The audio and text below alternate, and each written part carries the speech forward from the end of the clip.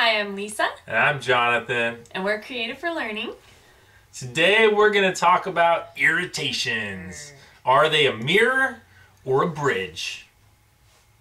The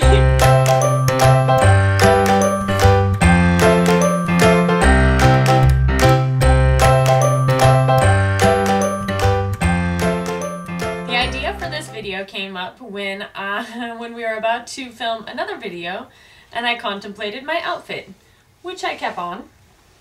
This is what I wore today because I'm cold.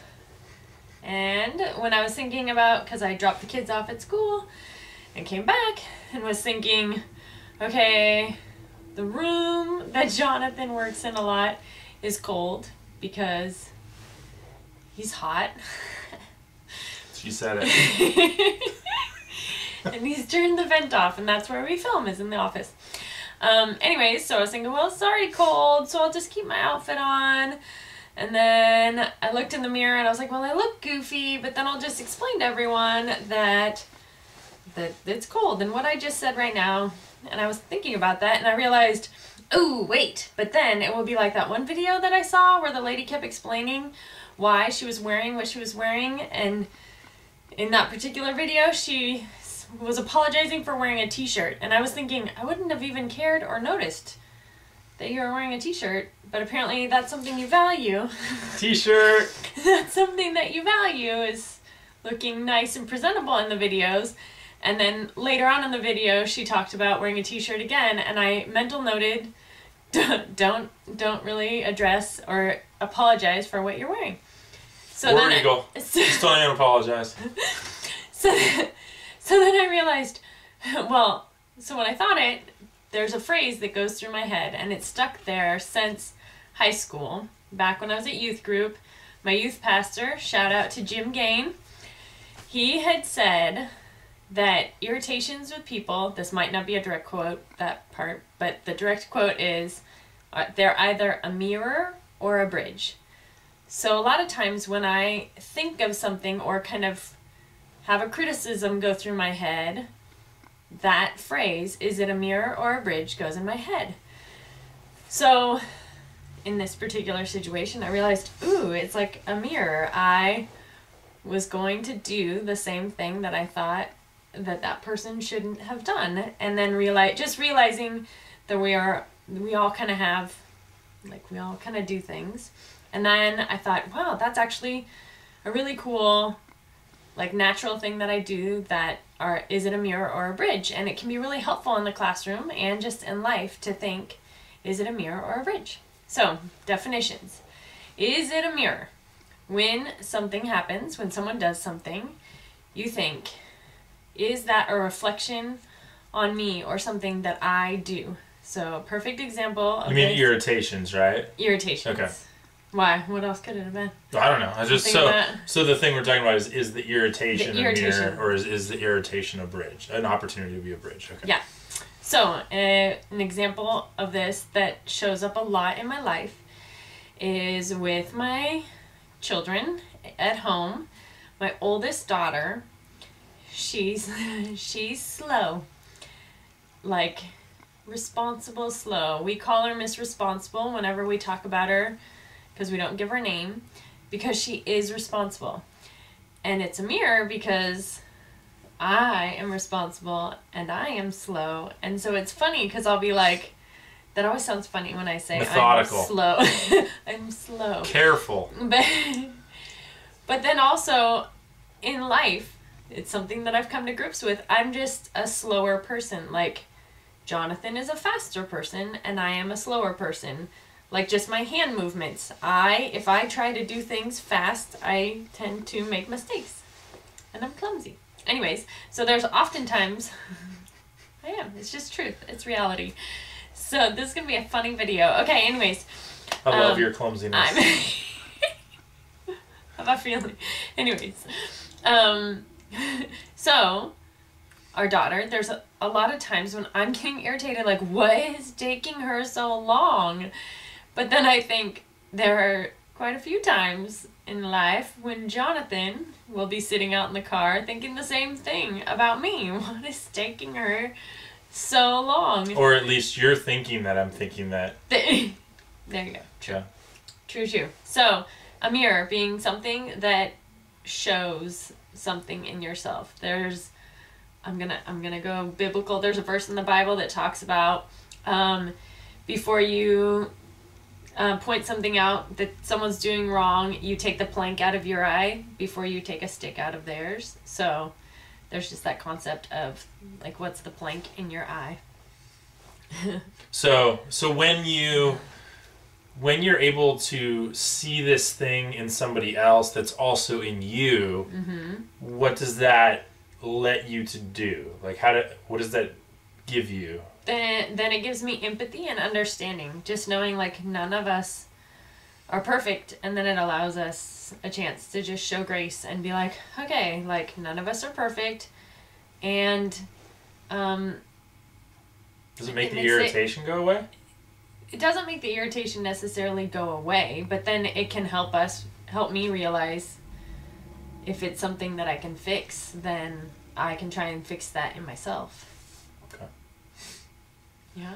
Yeah. So a bridge is when when it's not something that's a mirror in you, but when something that they're doing that is irritating is not something that's in you. So that's usually the place that I would start.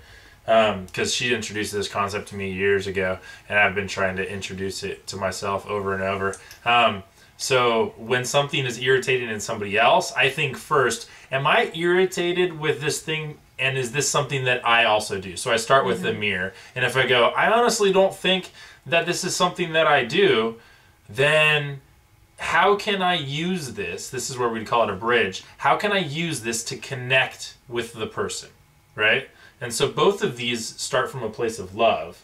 One is, I'm irritated right now, and I don't want to be irritated at this person. Often, if we just let our emotions go, I'm irritated at you, and I want to indulge in that irritation, right? And that's not what love does. Love does the opposite. Love goes, I'm irritated. That irritation is my problem, not their problem. It starts there. And so then it goes, we start with the mirror, and then we go to the bridge. Like, if it's really not something that you do, then you can think, how can I use this irritation as a way to connect with the other person, right?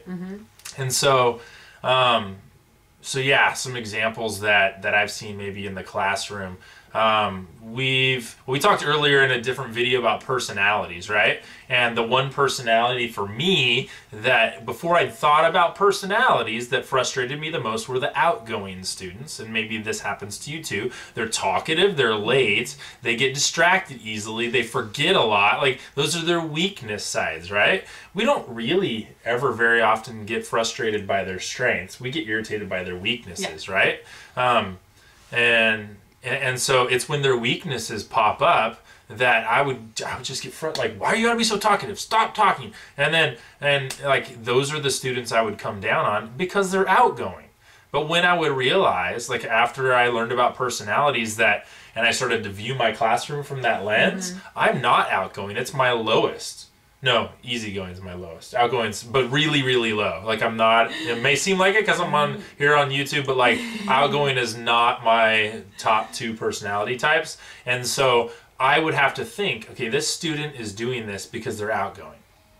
That is actually their strengths, right? And so how can I create a bridge to there? Because they like fun. They like things to be fun. That means that probably right now I'm not being very fun because they are being irritating, right? They're doing something that's irritating.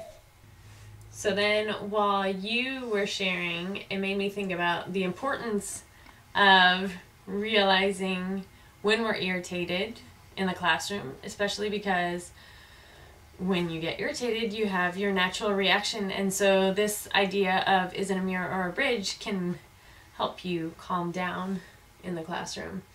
And so just that importance of staying calm in the classroom as our role is a teacher. And then also going back to the beginning when I was talking about contemplating what I'm wearing, which so as a mirror too, because I realized the reason why the other woman was talking about it is because she does value dressing up and looking nice for videos, I'm guessing. And so she was feeling vulnerable, and that's why I wanted to explain my outfit, because even now as I'm looking, because we have the camera turned so I can see it, I feel goofy wearing this outfit, which is funny because I wore it all day. But but I was warm, and that's what I wanted.